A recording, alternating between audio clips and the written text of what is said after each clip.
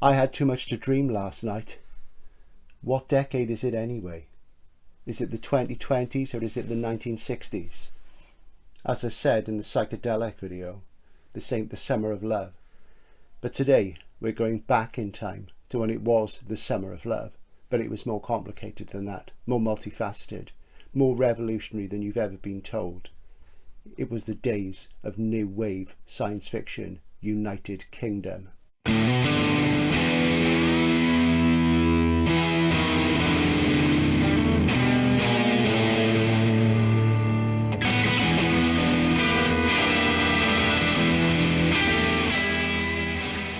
Welcome to Outlaw Bookseller with me, Stephen E. Andrews, and today we're doing New Wave UK Top 10 Best Books, but of course it'll be more than 10. There'll be a few other things, some special mentions. It's worth mentioning that before you watch this, you should watch the Anthologies New Wave Recommendations video, because anthologies are central to understanding the phenomenon, at least in the UK. So let's go back to those days. And I'm in the perfect mood for this, if not in the perfect health for it. I'm completely wired. I'm sleep deprived. I was virtually hallucinating last night due to lack of sleep. That's because the video widow is away. Smudge the cat plays up when she's away, and I get very, very little sleep. And I had about 3 hours last night, and it's been like that for about 6 nights in a row. So I feel like I'm coming down from an amphetamine jag. And it's strange because it sort of sums up the spirit of the times, the spikiness, the hard-edged, the short and sharp, the ire, the beauty, the poetry, the innovation. All these sort of pointed things are on my mind now as I talk about New Wave. And New Wave wasn't a movement, it was an attitude. It was a moment. New Wave was a moment. And if you speak to any writer who was ever part of the new wave, whether in Britain or America, they would deny being part of it, probably. And that's the sort of mark of a good writer, really. They don't want to be part of a club. They want to be individuals. They don't want to limit themselves in terms of subject matter or approach or market or anything that matters. So we're going to talk about that today. And how can we begin? I mean, we have to go back to those times, and we have to look at what was going on in those days. And the thing is, as I say, it was very different. And if I start with myself, I was born in 1963 in May, so I'm 60 very soon. So the new wave is an old thing, and it was already going by that point. And the Cuban Missile Crisis was around in October 62. I was conceived in September 62, born in 63, and you know, I was a child of the atom. What was happening then? Well, in 63 the Beatles broke through. Not a band I particularly like, but you can't deny their historical significance. There were all sorts of other things happening as well. There was the assassination of JFK at Dealey Plaza in November, which really paved the way for the full-blown Vietnam War. The pill had only been round a few years. England was swinging. Haight-Ashbury was about to go wild with LSD. And there was change in the air, civil rights. And all these things come up in any discussion of the new wave. And they sound like cliches, but they're all really important. By the early 60s, the paperback was king, and only the very best magazines could survive. And the next generation of SF writers, emerging from the end of the previous decade, was more willing to challenge the status quo. And instrumental in sparking the revolution in SF that became known as New Wave, which was a term appropriated by Christopher Priest in a small fanzine, from the movements in French avant-garde cinema, the Nouvelle Vague, the New Wave. Also Michael Moorcock taking on the editorship of the magazine New Worlds, which had been running in different forms since the war. Everybody thought Moorcock, who was a young Turk then as well, would take on the magazine Science Fantasy, which was soon retitled Impulse. But no, Moorcock wanted New Worlds because he had a new radical vision for SF. It was born out of a desire to bring a new, bolder, more mature SF that only Ballard and Aldous were following, and the lead that Moorcock was providing. It has to be said, this is a contentious point. If anybody was really leading in terms of the writing, it was Ballard. Moorcock edited New Worlds and made it a focus, the locus of new wave SF activity in the UK and arguably in the world, because there were two new waves. There was the new wave in the UK, literary experimentalism, modernism, high art, the clashing of raw energy from pulp tropes with concrete poetry, stream of consciousness, cut up, fold in, all these techniques, because it was time to reclaim SF from the pulps, from the mainstream, from the Campbellian golden age, and ram it into hyperspace, but a hyperspace that was sheer on Earth, because as Ballard said, Earth is the only alien planet. Space was done, the time was now, the near future was there, and that was what New Wave was all about. In the USA, the New Wave was different. It was about taboo breaking. It centred around Ellison's anthology Dangerous Visions. But there was cross-pollination, which is why there's going to be a second video. It was also a truly international moment in that you cannot talk about New Wave SF in the UK without talking about Americans, because some of them came over here and did some of their finest work. The origins of New Wave lie not just in the social and satirical SF of the 1950s, from Galaxy magazine and the magazine of fantasy and science fiction, where brilliant stylists and satirists arose, critiqued the McCarthyite nature of America, and nobody noticed because nobody read SF. It was something for kids. It was sci-fi, as Foriak Ackerman had it. It wasn't important, so they could critique what was going on with the paranoia about Reds under the bed. Flying saucers were everywhere. Strange, wacky SF films were made by the major studios and the minor studios. Looming over all of this were the figures of the Beat generation, and particularly one real important figure, arguably the most important figure in the New Wave, without ever being part of it, or was he? And that is William S. Burroughs. Behind me there is a poster for an old Corgi edition, I believe, of Naked Lunch. If you've never read Burroughs, you shouldn't read Naked Lunch first, and yet it was his first book.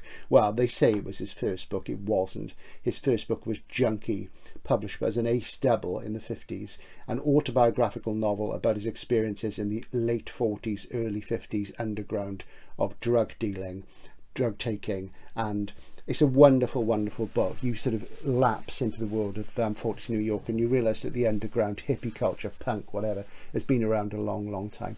And Burroughs, in his attitude, in his gender, he was gay, is massively important. And as an experimental writer and an internationalist, a man without a home who drifted across North Africa, America, Britain and Europe, he was seminal and central, and he provided the spark that set the New Wave off alongside those 50 social satirists. And another important man, a British man born in China, raised in a middle-class family, corporate, and then the Japanese invade Shanghai and he ends up in a prison camp as a kid, and that's J.G. Ballard.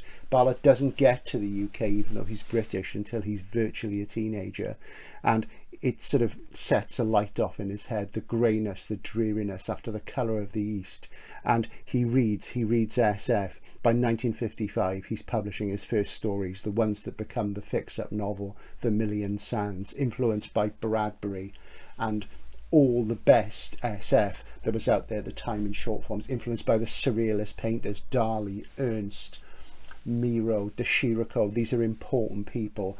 So Ballard comes in from a broader cultural context. Burroughs is there with the underground. Any discussion of New Wave must begin with William Burroughs. There'll be a lot of Burroughs on the channel. There's one already, which is about how to begin reading him. So read Junkie first. Don't read Naked Lunch first. That's a mistake. With most famous writers, you shouldn't tackle their most famous work first, because it's often their most advanced, and you need to ease into them, and then you'll enjoy it a lot more. So Burroughs, this is Nova Express in the restored text edition from Penguin and the cut up trilogy. What's the cut up? Well, what the cut up is a literary technique. Burroughs would take different texts, a page from a newspaper, a page from the book, slice them or fold them together, run the sentences into one another, and a new text would emerge. And he said by using this method, it was rather like scrying, foretelling the future. A new text would emerge and it would predict what was going to happen, and often that future was only 5 minutes away. Now you have to remember that Burroughs was a drug addict, so you know there were altered states of consciousness involved, but he wanted to bring that into prose, and his collaborator Brian Geisen, a surrealist painter, famously said writing is 50 years behind painting, and it was to bring that collage, that modernist technique, the abstraction, the surrealism into SF that was so key. The thing is with the cut-up trilogy, the Nova trilogy is sometimes called, that you can read them in any order because they're the same story, but they're non-linear. And if you want to know what the story is, have a look at my video about the Burroughs trilogy on the channel. It's had quite a lot of views. It's early on, so the picture's not much cop. But I want to read from Nova Express for you, and this is the most traditionally pulpy one. And something that Burroughs would do is he would take the work of people like Henry Kuttner and he would cut it into his prose. There's all sorts of writers represented and transformed in this. And Nova Express was published, let's see, when did it come out? 1964. It was copyrighted. So it's around about the time the New Wave is going in the UK. By this point, Ballard has published a couple of novels. His early novel, The Wind from Nowhere, which is effectively suppressed. What is described as his first novel, The Drowned World, appears in 62. And it's hailed as if it's Conrad. And it's the anti-catastrophe novel. Instead of people fighting against a classic English disaster scenario, instead one of them decides to go with the flow and see what happens and follow his reptilian brain, and this is magnificent stuff.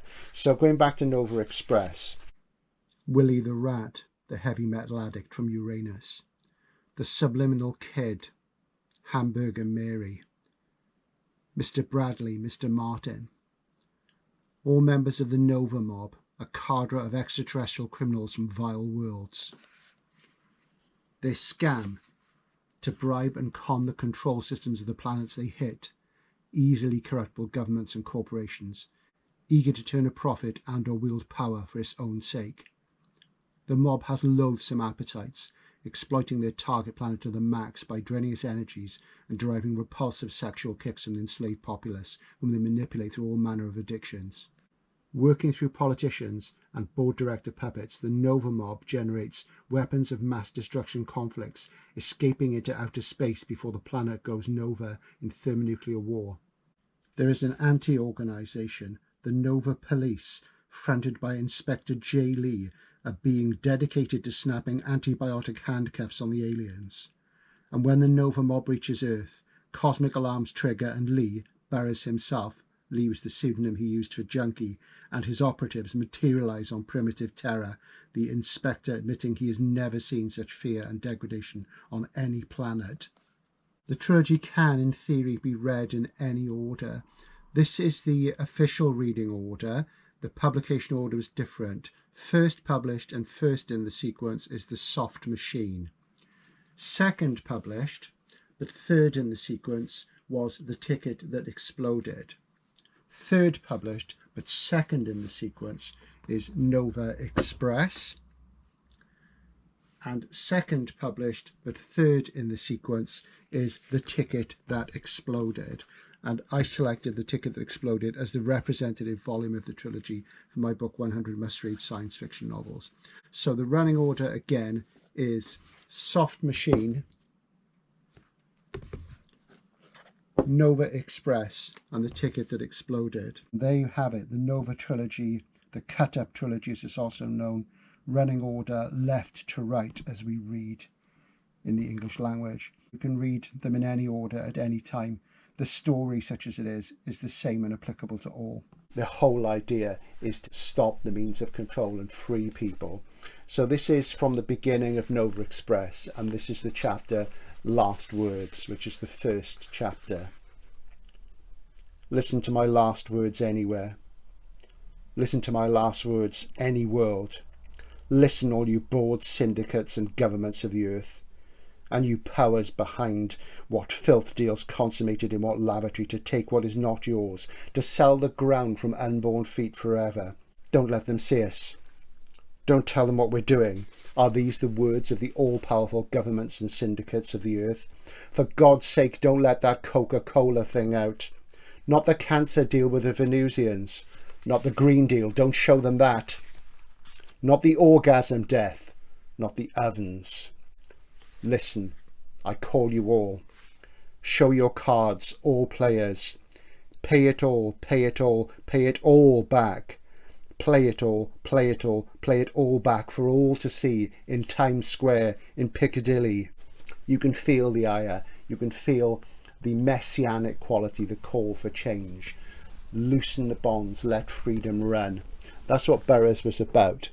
And that's central, because Burroughs' techniques, his methodologies, his using of pulp motifs and meshing them with advanced literary modernism led to a lot of experimentation in New Wave. And Ballard was doing a quieter thing, but in some ways even more revolutionary, because he was changing things from within. Burroughs was an avant-garde figure, a literary figure, a literary outlaw. And Literary Outlaw is a biography of Burroughs by a guy called Ted Morgan, and that's where my handle, as it were, comes from, outlaw bookseller. So that is the same spirit. I love Burroughs and Ballard. So we're going to move on from this and start to look at some books now. New Worlds magazine, Moorcock took it on, as I say, and he was central really to this. He was fundamentally a fantasy writer. He'd done all sorts of work. He'd been an editor since he was about 15. He had a massive career already, and he was a guy who was keen on seeing change. He found most SF unreadable, but he loved Alfred Bester, the Bester of Tiger Tiger, aka The Star's My Destination, the Bester of The Demolished Man, the Bester of those magnificent short stories, the stylist who brought in concrete poetry and advanced techniques, pastiche, and a kind of flavour, colour and style which had been missing. And of course there were others, Vonnegut, Sheckley, Dick, Pohl and Kornbluth, all these people who had come up through the 50s, some of them from even earlier, like Pohl and Kornbluth were fans in the 30s, and they started their careers then. And there was a need to pull it away from the Campbellians finally and to change things. So if we want to talk about New Wave, and we talk about Ballard first of all, because he's the most important, and you'll see here on the podium I have 2 editions of the Atrocity exhibition. The large one there is from the 1990s. That was limited to 400 signed copies, published by Research Press. Research Press is run by V. Vale, an American guy who lives in San Francisco, an Asian American, and never met him. I've got friends of a friend and what have you. Vale has been publishing stuff since the late 70s, when he did the Search and Destroy sort of Bay Area punk magazine in San Francisco, and he publishes lots of other fascinating things on the avant-garde and several books about Ballard as well. So that's the Atrocity exhibition, and this is a nice little Triad Panther paperback from the 70s, and we'll come on to that. This is a book I'm going to talk about later, but I just want you to know what was there, because this was kind of culmination of the New Wave really. And Ballard, as I say, started his career in the 1950s, the early stories. I think it was Prima Belladonna, was the first one. They became Vermilion Sands. This is the Jonathan Cape UK first edition of Vermilion Sands, an exceptionally rare book. What you will see on the cover is that elements from a Max Ernst painting, Europe After the Rain, are implied, or maybe even collage. I think that's actually part of it there.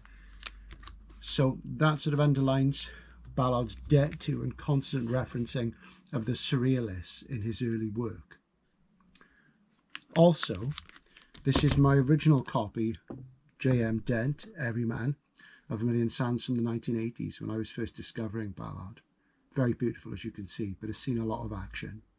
And I write about Vermilion Sands in my essay about Ballard, Me, Capri, Bridget Bardot, which is in Deep Ends 2018. Is it 2000? Yeah, 2018. Deep Ends 2018. It's about 15,000 words long.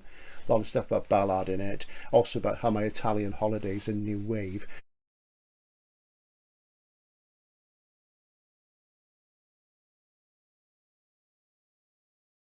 Really, if you want to focus on Ballard, I think, and I'm going to cover this book, which I have in my hand now, in a lot more depth sort of further on when I do a thing about my favourite short story collections in SF. The short stories are generally regarded as what's the most important thing, and I would sort of go with that really.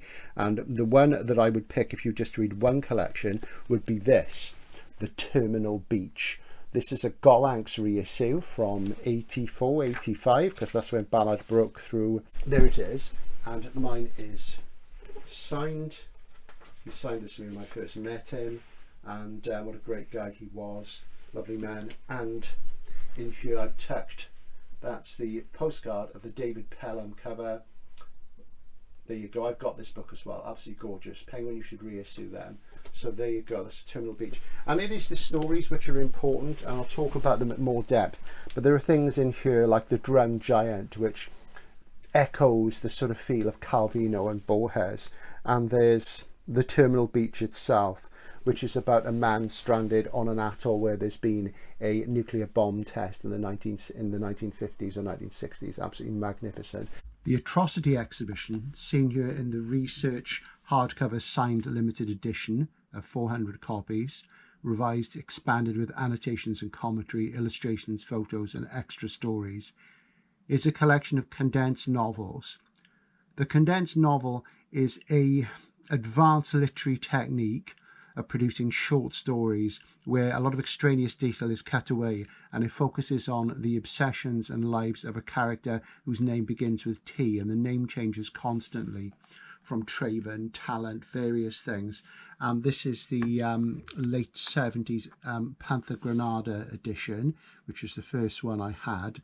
And it's a very complex and difficult work, but it represents the pinnacle of the new wave. It's meant to show the disillusion, discarnation and the gradual falling apart of personality and the way it's mediated through the overload of information that comes from the modern mass media, from television, video, film, and of course this is before the internet, so it's been superbly relevant. And the Atrocity exhibition is probably the high watermark of the experimental new wave. There's a lot of experimental writing in new wave, and a lot of which isn't successful. It's bold and ambitious, but this is probably the most successful. In the USA, this was published as Love and Napalm Export USA, and the famous story about this, of course, is that it was being run off the presses at Doubleday. This is about 1970. And one of the chief guys at Doubleday was wandering around the factory, around the pressing plant, and he picked up a finished copy and opened it up at random and read the title of one of the vignettes inside the book, which is called Why I Want to Ronald Reagan. And it was the use of the four-letter word to indicate sexual intercourse, which caused him to immediately say, "Pulp this now, this does not go ahead." And the entire run, apart from a handful of copies which escaped, were pulped. Only a few got out, nobody knows how many, maybe only 5 or 10. The last time one came up for sale, it went for $15,000, so that just goes to show. It was later reissued, I think in 72 by Grove Press, with a stunning jacket and the same title, Love and Napalm Export USA, and that alone is usually goes for about £800 these days.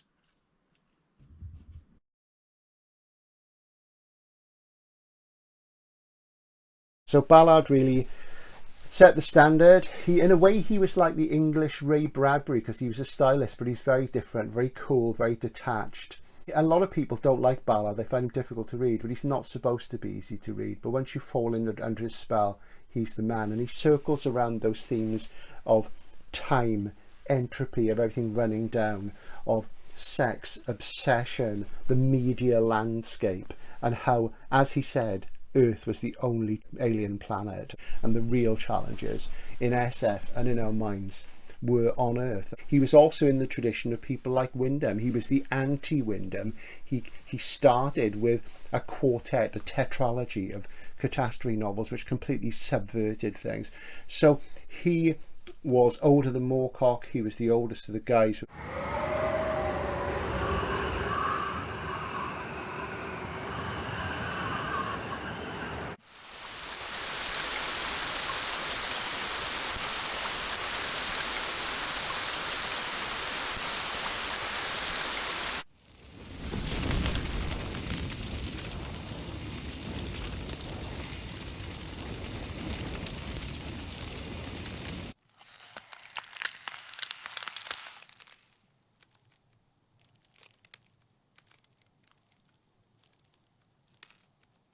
And he set the standard, really. Though Moorcock edited New Worlds, it was Ballard who was the primary influence over the younger writers. Somebody else who we should mention, who is a bit older again, is Brian Aldiss, and this is the report on Probability A. This is from 1968, and I could have picked any number of things. This is my favourite of his more new wave flavoured things.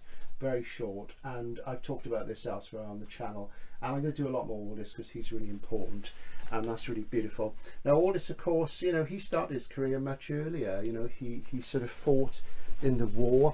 He became a bookseller in Oxford after that. His first book started as a serial in the Bookseller magazine, which is still running today. I read it every week, and it was called the Bright Diaries, and it was a fictionalised account of his work in a bookshop in Oxford. Faber rang him up and said, can we buy it off you, making a book? What else do you write? And he said, I write SF actually. And they said, oh, we like SF. You won't hear that from Faber now, you know, T.S. Eliot in charge and stuff then.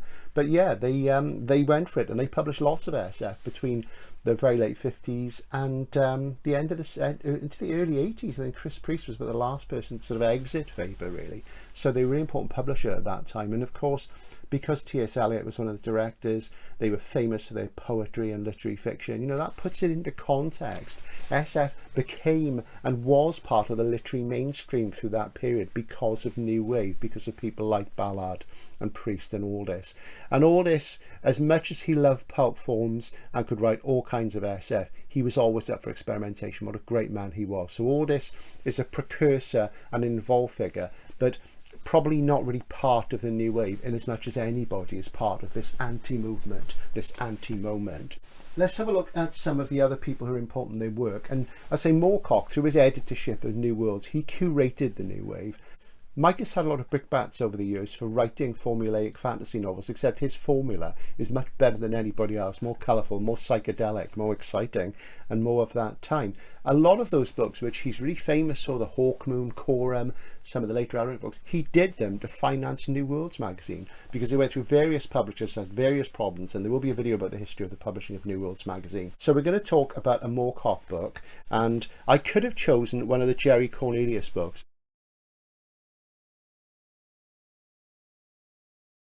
His adventures took place in the late 60s or early 70s. It's unspecified. Were they in the future? They were 5 minutes in the future. Nobel Prize winning physicist, rock star, ex-Jesuit priest, in an incestuous relationship with his sister. His father's an expert on psychedelics, and Jerry is an agent of chaos, and he steps between law and chaos to try and get the cosmic balance. So he's an incarnation of the eternal champion in the heroic fantasy books, which Moorcock is more well known for. And things gradually fall apart. One of the big themes of New Wave is entropy, the law of thermodynamics, where ordered systems tend towards chaos. And in Jerry's world, everything gradually falls apart. They're non-linear. There's a lot of political daring-do, assassinations, flipping back and forth in time, changing of sides, changing of identities, even the changing of skin colours and sexes. And it's magnificent stuff. But it does have its critics. Chris Priest once said that he felt it was funny voice writing, but Aldous wrote the Firmament Theorem in there. John Harrison wrote stories. The New Nature of the Catastrophe is the book that collects together lots of Jerry Cornelius stories by other hands, and there were the novels, the first novel, The Final Program. But I'm going to cover that in an upcoming video, because I could have just talked about Jerry Cornelius throughout this entire thing. So I'm going to instead focus on this.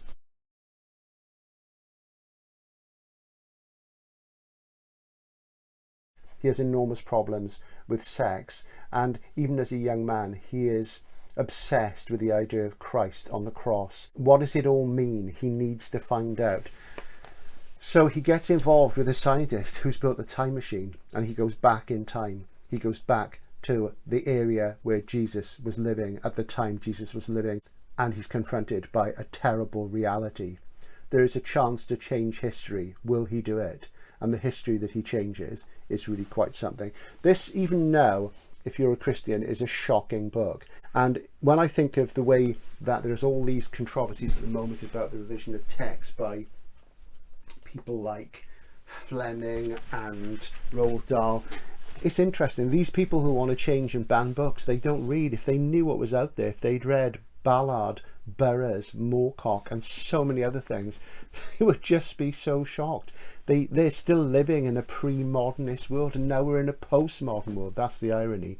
So behold the man, a great introduction to Moorcock and his attack. Moorcock's a popular writer. He's done very literary things as well, but you know, he's very much a popular writer, a bestseller, a guy who wants to take the avant-garde and really push it out there to ordinary people and ordinary readers, rather like David Bowie did. He took all his inspirations from all sorts of areas and he put them into songs and his costumes and performances, and it's a gateway. So Moorcock's a great gateway to other things. So there we go. So he was really important in fostering that and curating the whole new wave thing in the UK. So we must sort of show fealty to him for that.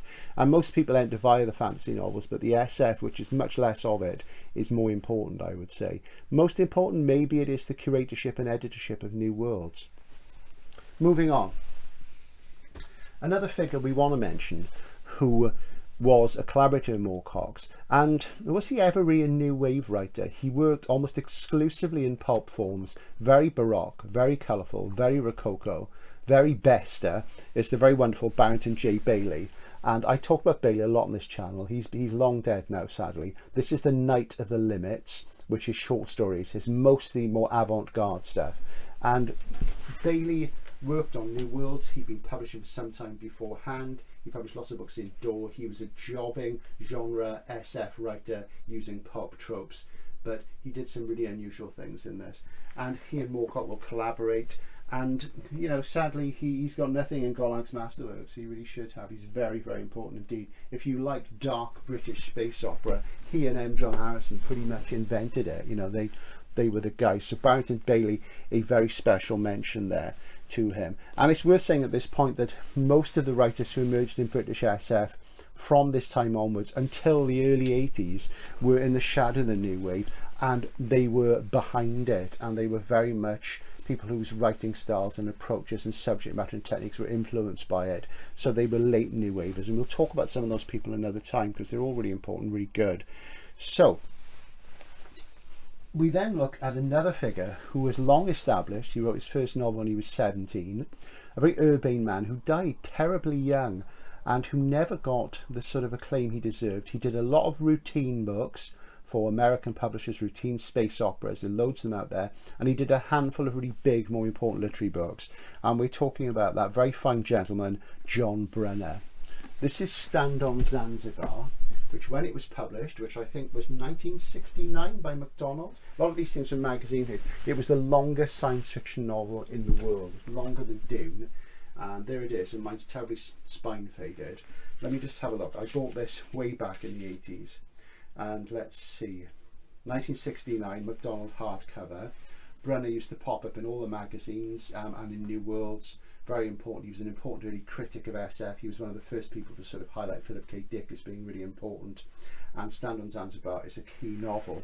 So what can we say about it? It's written using an interesting literary technique which comes from a very famous trilogy of modernist novels from way back earlier in the century, which I've actually read, and I read it a long time ago after I first read Brunner.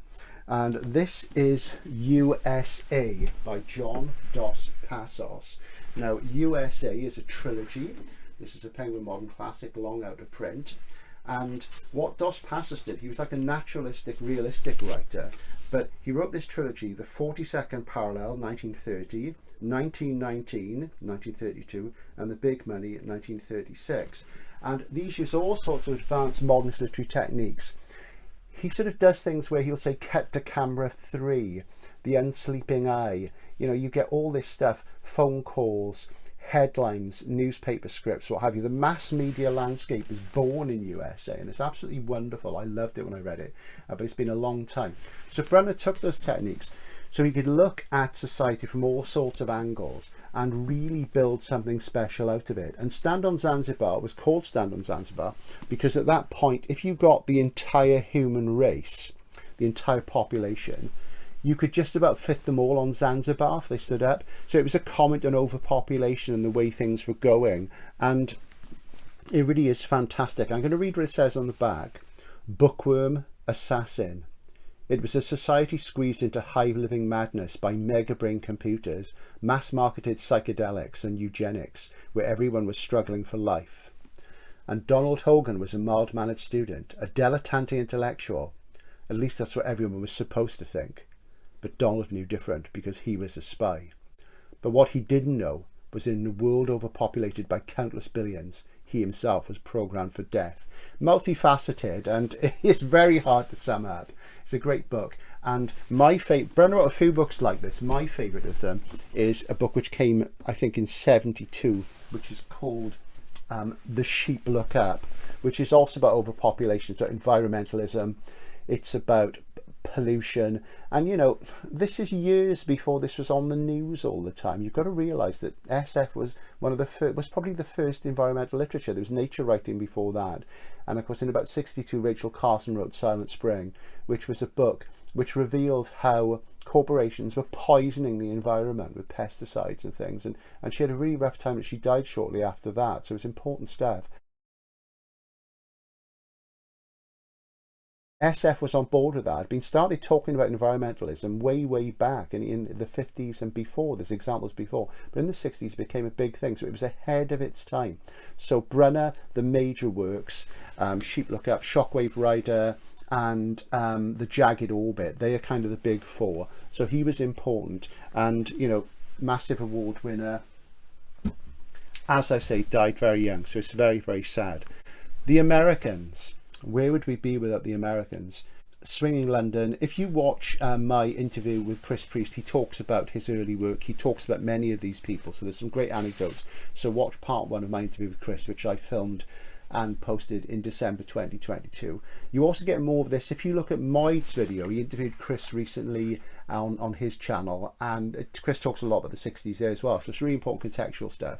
And Chris Priest talks about how even though he named the new wave, he was a very minor figure. I would disagree, but we'll come on to that. So the Americans came over, and they were young guys who were managing to place work in the States, but of course they were still up against John W. Campbell and Analog, and a lot of the more conservative thinkers. People like Heinlein were still around, Poole Anderson. These sort of people represented the right wing. There was a lot of social change. The Vietnam War was going on. American society was really polarized about this. You know, students were revolting. They were taking psychedelics. They were reading Lord of the Rings. They were reading Stranger in a Strange Land. They were reading Dune, which had environmental concerns. So there was all sorts of stuff going on. Rock music was exploding everywhere. And you read anecdotes about Harlan Ellison getting down to Jimi Hendrix and things, you know, written in his own sort of voice, you know, and it was an important thing. So some of the guys, they came over to London because they felt that under Moorcock, they could probably do more interesting work. And they wanted to see what was happening in the capital of the UK, where miniskirts were short.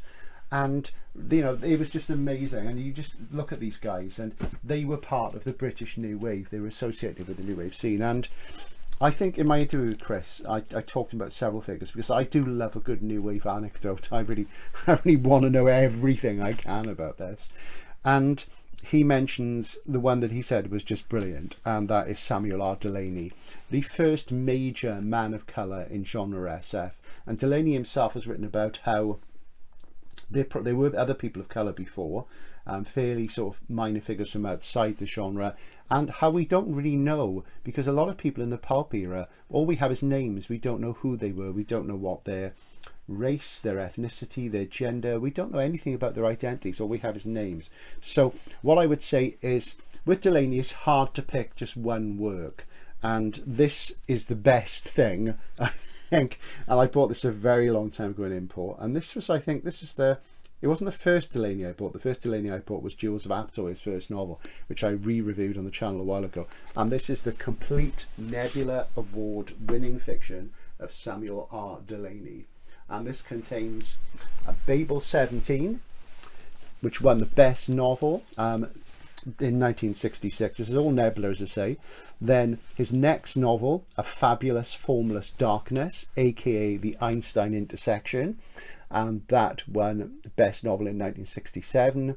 And then the two key stories, I and Gomorrah, which won best short story 67. So Delany won both novel and short story in the Nebula, and he writes in one essay about how he was at the dinner.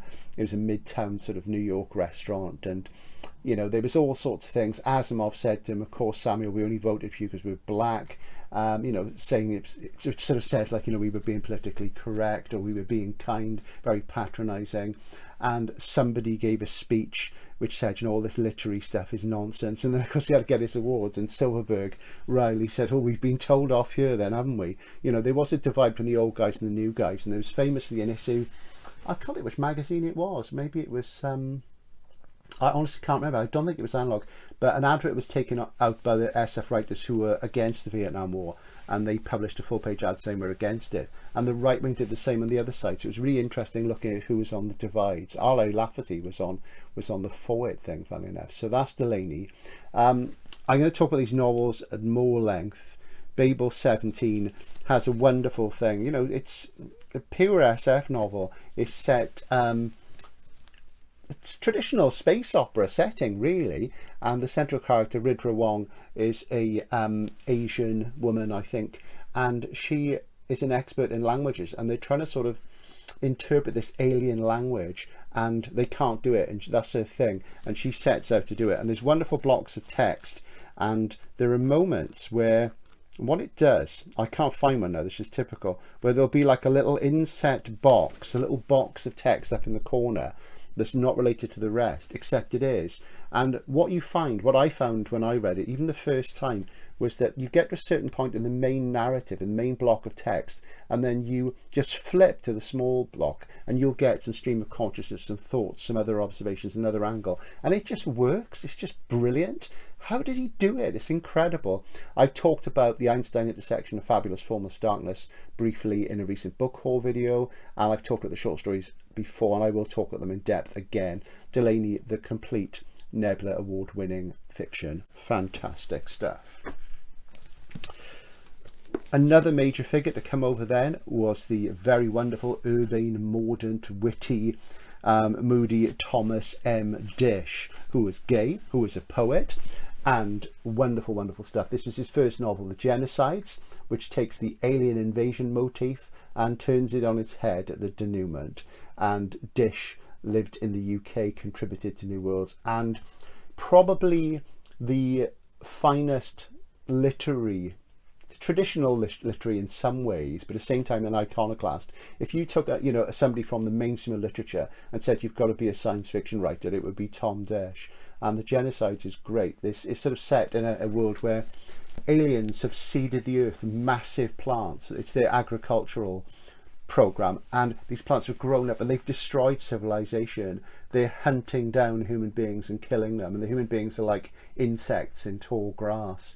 And it centers upon this family and this group with a sort of patriarchal leader who Dish clearly hates. And Dish hated Catholicism. He's brought up a Catholic and he hated it. If you read something like The Priest, you can see it. And it's absolutely magnificent, and it sort of defies all the expectations, which is what New Wave was about. It's really great stuff. So New Wave was going through that moment where, like with Ballard's Drowned Wood, where it was taking traditional things and turning them on its head, which, you know, sounds very easy in retrospect, but it was quite a big thing at the time. But then it went a lot further, and stylistically it went into areas like poetry. As I say, if you buy New Worlds magazine, old issues, there's lots of poetry in it, there's lots of art features, there's all sorts of things. It was part of the counterculture. It was a countercultural magazine that just happened to do SF. So it was about breaking down that barrier between mainstream literature, cultural commentary and genre fiction, and taking SF back to the way it was before Gernsback coined science fiction in 1925 and a fan changed it to science fiction in 1926. You know, it was getting it out of the ghetto, but it was still in a ghetto. It was a ghetto of its own making, but it was a ghetto of the counterculture and social change, the baby boomers, as society moved forward under the aegis of a new generation. So that was important. Somebody who was very friendly with Dish, who collaborated with him on a number of things, was the very wonderful and quirky John Sladek. And this is The Reproductive System. And The Reproductive System was his first novel. When I read this, it reminded me of Kurt Vonnegut and Robert Sheckley. So if you mesh Vonnegut and Sheckley, this is exactly what it's like. And very sort of American, but folksy and funny. There's brilliant anecdotes about John Sladek in the Chris Priest interview. And he was a very quirky guy. He was interested in systems, maps, games, and he could imitate other people's prose styles. There's a wonderful collection called The Steam Driven Boy, in which he parodies other science fiction writers, and it's incredible. And of course he wrote the linking material for the third edition of the Unteleported Man, aka Lies Inc., because there was a gap in the text as they'd lost the manuscript, and he filled the gap in, and you can't see the join. The current edition of Lies Inc. has restored the complete Dickian text. There's a video on the channel about the textual variations of Lies Inc. and the Unteleported Man, which has had loads of views. It was my first sort of one that really kind of went bonkers, and my videos don't go bonkers, but that one did go quasi viral, which was great, and I can't work out why really. The algorithm, I guess. So reproductive system, great stuff, very, very witty and very quirky, and like he's also the precursor of people like, say, Rudy Rucker, who's a lot, I think, to Sladek, and great guy. I never met him, wish I had. I never met Tom Dish or Delaney. I really, really wish I had. And because Delaney's still with us, but it's unlikely I'll ever meet him. But I would go to a Worldcon to meet Delaney. So if he goes to Edinburgh next year, I think it's Edinburgh or Glasgow, isn't it, the Worldcon next year? If Delaney's there, I'm going to go. I don't think he will, but if he did, man, it would be worth the hundreds of pounds to go just to meet the great man himself. Finally, a American new wave icon I have met him once and had a chat with him, and he signed some books for me. And he was great, and he's a man of attitude and a man with a big reputation. He's lived in France for many, many years, where he's really popular. He's even fronted a rock band there. He's in his early 80s now, I think. Oh, he must be, because Chris Priest is 80 this year, so this guy must be about 81, 82. And I always think of him as the Norman Mailer of science fiction. He's a guy with bags of attitude, and you know, in some ways he's got a bad reputation, but I absolutely love him. And when I talked to him, he was, this is in 1987, he was absolutely charming. And he's a man who really cares, and he's about SF, and he really cares about the things which matter in the world. And he was never afraid to be unspoken and speak out. And that's the very wonderful Norman Spinrad. This is Bug Jack Barron.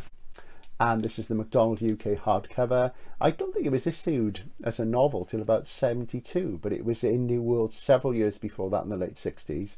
And it's a really important book, near future. It looks at interactive reality TV, a TV talk show which is fronted by a guy called Jack Barron, and he says to the audience, ring me up with your problems, bug Jack Barron, get under my skin, and all sorts of social things come up. So this is, you know, of course, if you use the internet, this is nothing, but you know, there were only 3 TV channels in the UK when this came out, and it was first published in New Worlds magazine. And what I'm going to do is I'm going to show you this iconic issue of New Worlds. And if you're a regular viewer, you've seen these before, because I bought these magazines from Bob in Dorset, the dealer, and I just love them. This is New Worlds number 178, Fiction, Science, Art. And the lady on the cover, I think, was the office girl for New World. She did a lot of the organised the guys, you know, and it was very much a boys' club still, to be honest.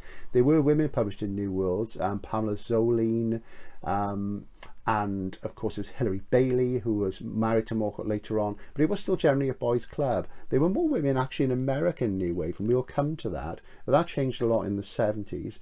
And she's got written on her back Linda and Daniel and Spike, which is a story by Tom Dish.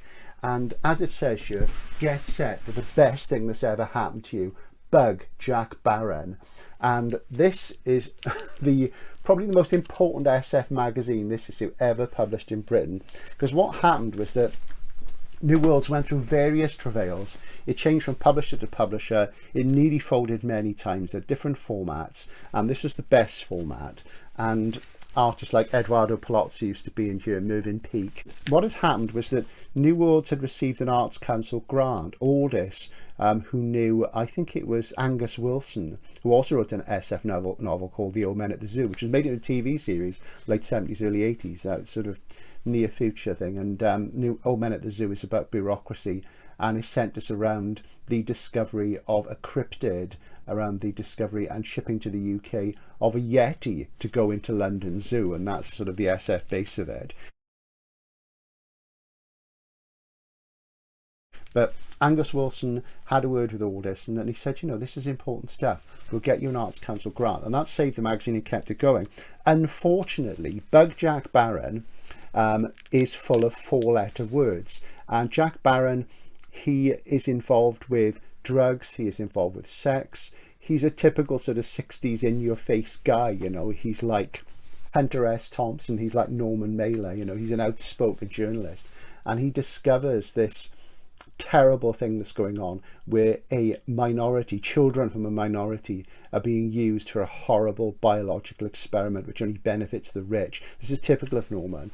And anyway, one of the MPs, I think it might have been Leo Absey, and I think he might have been MP for Cardiff, which gives me great shame, stood up in the Houses of Parliament and he said, why are we giving money for this filth? And he went into a rant. And of course what happened then was Smiths and Menzies, the two major newsagents and booksellers, just dropped New Worlds, and you know, instantly that led to huge problems. There's a story of a team of footballers going to a newsagent, I think in Manchester, to buy it, and you know, they're looking for the filth and they're disappointed, you know, because it's not, you know, it's not pornography. There's some sex in it and there's some drug taking in it, but it's not pornography. It's serious polemical SF, you know, it's this great near future stuff.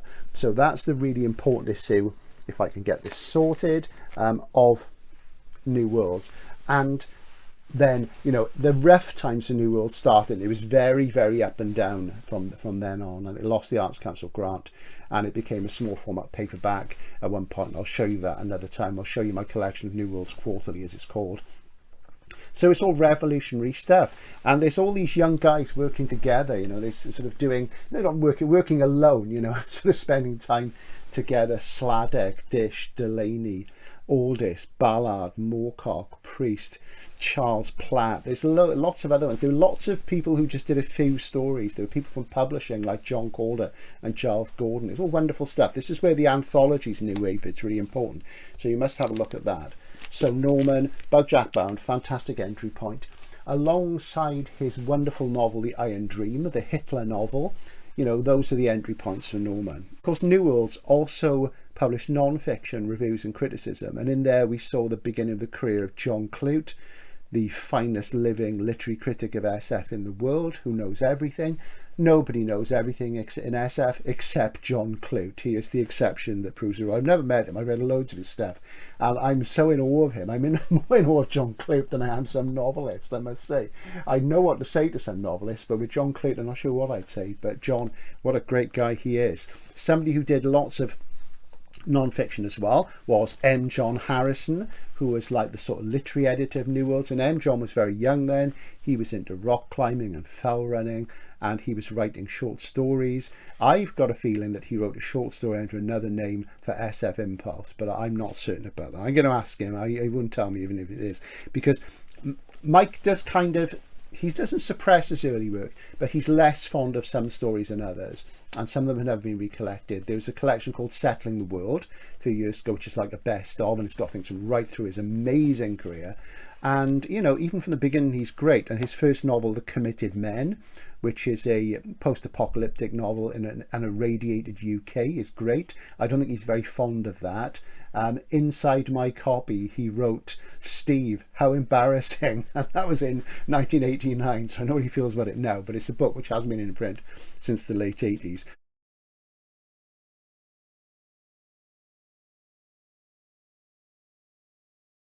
This is a very rare book. This is a collection of short stories, and this is The Machine in Shaft 10. A lot of these are suppressed stories, a lot were in New Worlds. There's some really important stuff in here. The Machine in Shaft 10. If you ever see a copy in any condition, pick it up, because this was the last time it was in print. And let's have a look. This is Panther, and I bought this second hand. And there's Mike's signature in there, if you can see it. I must do close-ups of signatures at some point. And it has such key things as the title story, The Lamia and Lord Chromis, which is one of the early Viraconian stories, his science fantasy sequence, which makes Gene Wolfe look like, well, Gene Wolfe. And Running Down, a wonderful story about a man who embodies entropy. He is entropy, and I think that's influenced by The Pie Man by Alfred Bester, which I talk about in my video about Bester's wonderful short story collection, my favorite book by Bester, which is called The Dark Side of the Earth. Check it out. And great stuff in here, absolutely fantastic. And from the beginning, Mike was a stylist. You know, the new weird, they talk about the new weird. The original weird was Mervyn Peake. this is the new weird. It comes from there, and he's influenced by peak Tolkien. He was the anti-Tolkien, Mike, and great guy. And he's had an amazing career. You know, he's never been massively commercial successful. Hopefully that will change with his new book, which is a kind of autobiography coming in May. It was going to be a paperback original called Fall Lines. The title has now changed to I Wish I Was Here. They pushed it back 2 months. They're making a hardcover, so they're obviously hoping for some proper review coverage, and I can't wait. I'm so excited. And Mike and I have met several times. We first met at the WorldCon in '87 in Brighton. He came and did an event with me in '89, stayed at my place overnight. We had a great time. Me, him, the video widow, and Jane Johnson, who is his publisher from Unwin, then his paperback publisher. His hardcover publisher was Gollancz. And again, a few years later in '95, I attended an event he did with Ian Sinclair at the Bath Lit Fest. Jane was there as well. It was great to catch up with him then. And we sort of had the odd sort of contact online. And there was a very, very long period then where we weren't in touch at all. And then in 2018, I got him down to Bath to do an event for his short story collection, You Should Come With Me Now, which is great. And it was wonderful to see him. And I do hope I get to see him again, because he's getting on now. But he still looks fantastic, and he's such a cool guy. So The Machine in Shaft 10. And I think Chris Priest says in the interview that I did with him back in December that, you know, he and M. John and one other writer were people who emerged. They weren't in the new wave, they emerged from it. And Mike was more involved. He was friendlier with Moorcock than Chris was, and he did more work for New Worlds. Chris only did a few things. So before I go on to that person, I want to talk about somebody who was, I would say in a way, was the typical minor New Worlds new wave writer for the UK, and that's Charles Platt. And I like Charles's books. So he's not minor. He's minor in the sense that he's not so well known. But he sort of typified a lot of the more typical writing, and typical writing in New Worlds wasn't typical at all.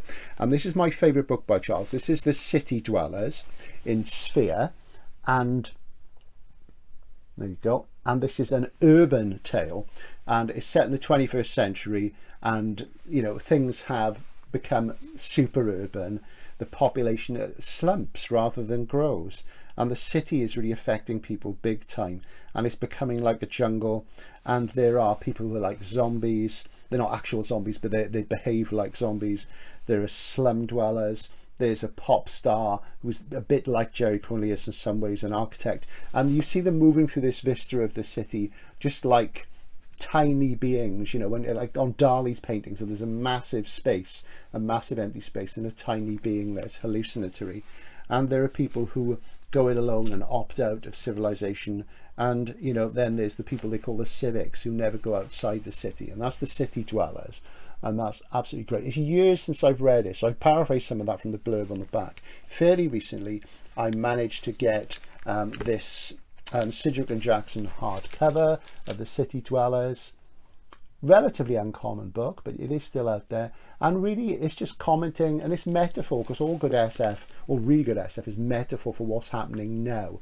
And this was depicting the way that Charles felt about the way the city was bad for people. And of course, the whole hippie thing is, oh man, let's go to the country, you know, let's go to a free festival. So there's an element of that in it. But of course, New Wave SF was a very urban phenomenon. It was very interested in the city, in technology, in sex, drugs, revolution, politics, all those things. It was very engaged with the counterculture. And the centre of the counterculture in London was Ladbroke Grove, Notting Hill Gate, where Moorcock lived, where Hawkwind, the band from lots of other rock and roll bands, and you know, the Westway flyover, the motorway was there. And you know, that later became a thing for the Clash in the 70s. Reggae was happening around there in the 70s. So it was centred around that. And of course, in books like Ballard's Concrete Island, somebody's car flies off the motorway into a little enclave between the intersections of two roads. So it's all about stuff which is all around us. The fact that the future was here and Earth was the alien planet.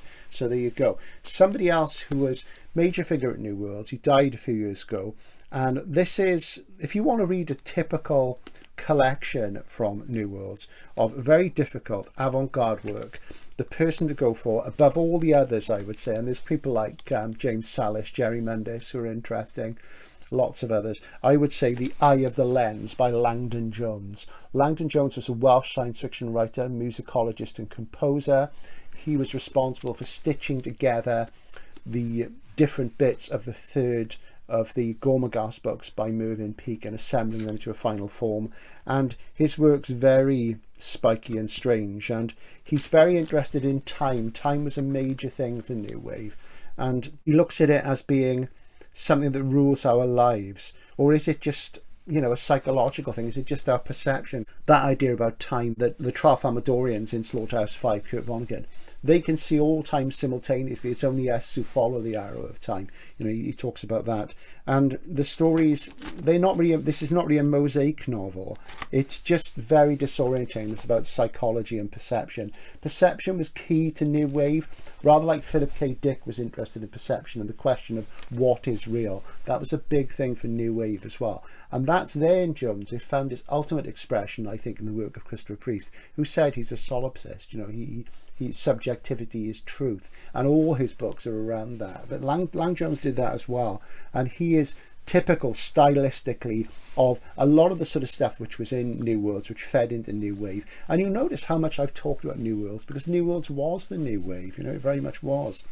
Then a writer who in some ways I would say stands outside New Wave and is arguably more traditional. He did some experimental stuff. A lot of it was in SF Impulse, which was edited at various points by Kirill Bonfiglioli, arguably by Ballard at one point. There was a famous incident where Ballard clashed with Keith Roberts, and about some editorial things, Keith did a lot of the work on Impulse, and Harry Harrison, I think, pretty much edited it. You know, it was a fairly chaotic thing, Impulse. There's some great stuff in there. There's early Priest in there, Richard Wilson, lots of really good stuff. So if you get out there and try and find, you know, old New Worlds anthologies and magazines and the later New Worlds Quarterly, try and get copies of Impulse as well. I'm hoping to try and get a big collection of them over the next year or two. They're quite difficult to find. So the person I want to talk about, I've already mentioned, and that is the sublime, utterly sublime Keith Roberts. And this is Pavan. For my money, the finest alternative history novel ever published, with the possible exception of The Man in the High Castle. They're a joint #1, and there's a postcard on the back, which is the King Penguin edition from the 80s. That was the first edition I bought. This is a reprint. I don't have a first. This is in all the reference books, and yet it seems these days nobody has read Keith. He's a very difficult man. I mention him a lot in my Morrigan and Kerosena videos. Check out the Kerosena video on the channel. There's a lot about Keith in that, and he gets mentioned in the Priest interview as well. And the Thomas Hardy of SF, downbeat, British, wonderful feel for the rural landscape, post-apocalyptic very often, and this, as I say, is an alternative history. And in Pavan, the Spanish Armada happens, and it isn't stopped. The weather goes in the Spaniards' favour, Catholicism takes over, Queen Elizabeth is assassinated, and we see Britain in 1966, hundreds of years under Catholic domination, but there is a sign of a rebellion rising, and it's utterly fantastic. It is a kind of mosaic novel, a fix-up, and there are different stories, different characters, and they mesh together, and they show this world, and the end is fantastic because Keith delivers this message which, you know, is interesting, because it's a comment on history and time, and how, you know, I mean, a writer I love, Chelsea Quinn Yarborough, has written these wonderful historical vampire novels which are really about how religion for many, you know, hundreds of years oppressed people all around the world, and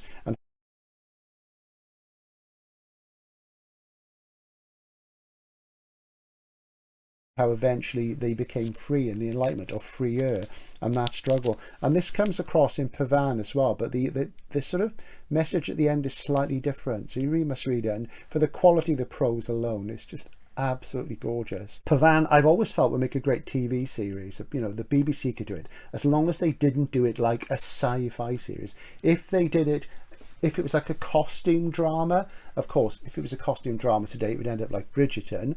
Not that I'm making any racist comment there, but it wouldn't really reflect the way history, or even an alternative history, was. So, you know, but it's great stuff. So don't take that the wrong way, okay? Look at the facts. And yeah, absolutely fantastic stuff. Pavan, Keith Roberts. And that's an interesting point. If we talk about race in New Wave. Delaney, as I say, was involved, and there were very few people of colour involved with SF then.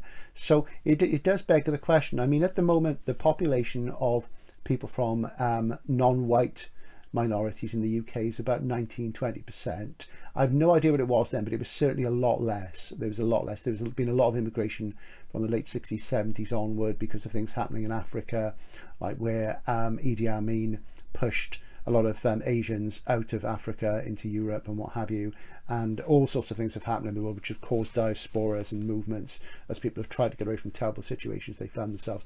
But the current black population in the UK is about 4%. It was 3% in last census. I'm not sure it was then, but if you think about that, it's a very small number of people. And, you know, as I say, the full benefits which came out of the civil rights and the revolutionary spirit of the 60s hadn't taken hold yet. You know, there still was a lot of real horrible racism and sexism. It's much, much better now. You know, there's always work to do and things can move forward. And, you know, but it was a very different world. And, you know, it's interesting. So, but Keith, absolutely magnificent, really important. Of all these writers who are major, and you know, there's a lot of major writers here, he I think is the most neglected, probably because he was such a difficult man. After a while, nobody would publish him except small presses. He was his own worst enemy, they say. I'd love to have met him. I never did. He's one of my idols. I sometimes I wake up in the night and I think I wish I'd met Keith. I know that sounds sad, but it is the way it is. I'm going to end with my favourite living writer. It'll be no surprise to anybody who's regular on the channel, and I'm going to end with a guy who, you know, is very self-deprecating, who says he wasn't part of it, he was just a minor figure coming up, he was very young, and that is Christopher Priest. And this is Chris's second novel from about 71, Fugue for a Darkening Island.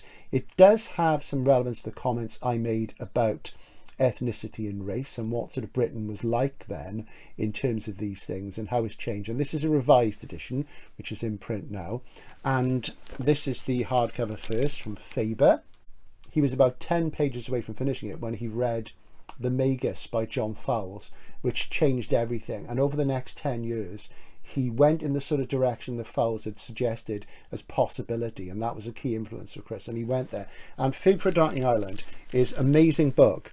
It's a non-linear narrative, so it jumps back and forth in time. It's very detached, very astringent and cool. And it's about a lecturer at a college who's a liberal, he's white, he's middle class, and he is uncertain about how he feels about immigration and what's happening. And in the novel, there's a limited nuclear war in Africa, and many hundreds of thousands of immigrants come from Africa on large boats, boat people. The boat people was a thing later on, and they end up in Britain and Europe, and there are an awful lot of them, and it's a huge crisis in society. And some people are saying send these people back from where they came, the government's quite right wing, and other people are saying no, we've got to help them, and inevitably civil war follows, and it's absolutely fantastic. And as Chris himself said, this book would not be published today.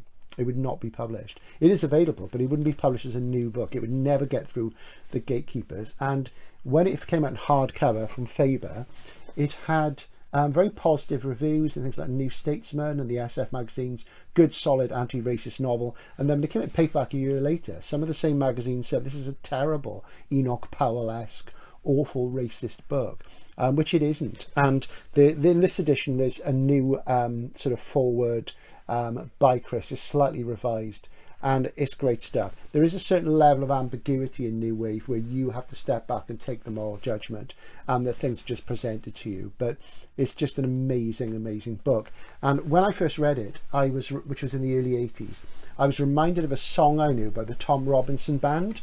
They did an album called Power in the Darkness, and it's very fashionable to slag the Tom Robinson Band off because they were sort of right on. They were like new men. Tom Robinson were gay, they came up with Rock Against Racism, and John Savage, the critic, said, oh, you know, they've got good radical attitude, but the music's really conservative. But I really like them. Tom Robinson's a good songwriter, really good at narrative gift, and, you know, there's songs like You've Gotta Survive, And they're really good narrative songs. You listen to them in the context of new wave and what was happening then. There's a couple which are set in the future, so it really did remind me of those. And fantastic stuff, good strong narrative writing from Robinson, you know, great stuff. So if you've never heard Power in the Darkness, it's interesting because it's a very right-on record. It's very politically correct. And, you know, I remember in my youth, I just loved it. It was fantastic because it took the radicalism of the Clash and it packaged it, admittedly, in a more accessible form to get it out there to people who weren't on board with the raucousness of punk. And boy, it brought everybody on board. It was great stuff. Everybody had it. You know, it's not talked about now, but everybody had it. That's the thing. So that's new wave in the UK. It went on beyond that into the 70s and 80s. Its repercussions are still felt now. I would say the careers of contemporary SF writers in Britain like Dave Hutchinson, Chris Beckett, Nina Allen, to an extent Adam Roberts. One of the reasons why they're not as famous as they should be and they're not as acclaimed as they should be is because they're more like new wave writers. You know, these aren't sort of essentially solid genre guys, except Adam. Adam does all sorts of things. Adam is a real sort of knockabout jester figure. He can do everything and he's going to do everything. He's done most of it already. But people like Dave and Nina and Chris Beckett, who there's also an interview with Chris Beckett on the channel, you know, these guys, even though they've done some trad SF, they're fundamentally new wavers. They're interested in, you know, Earth as the alien planet as much as anything else, and that's held them back. You know, they weren't like the space opera guys who came up after Banksy, and even though they're much the same age as the Hamiltons and Reynoldses, it took them much longer to break through because they were writing more new wave oriented material, which fell out of favour after the late 80s, which is a great shame. And that's one reason why I've never really pursued fiction writing. Also, I'm not very good at it. I've tried and I'm not very good, and you know, it's that thing. I sort of always felt that if I were to follow my heart and write what I wanted to write, I would be like a new wave revisionist, and it would be kind of recursive, but nobody would want to read it. So, you know, I sort of stuck with the non-fiction and book selling, really. So, you know, because I think SF, literary SF, needed somebody in the book trade to sort of try and get it across, to get that new wave spirit across into the mainstream again, so that, you know, when people come in bookshops and say, oh, I don't like sci-fi, I don't like SF, they say, oh, great, an SF novel. I'll try that. Fantastic. Thank you. So that's a big thing for me, to promote sort of new wave values and literary experimentation. It is worth saying again, Earth is the only alien planet and the future is only 5 minutes away. This is Outlaw Bookseller. I'm going to sign off now. I've got a parcel coming from Folio today with some new stuff in it, so I'll do an unboxing later on. And I haven't had breakfast yet, so remember, stay away from the LSD. Pick up the new wave fiction instead. Bye for now.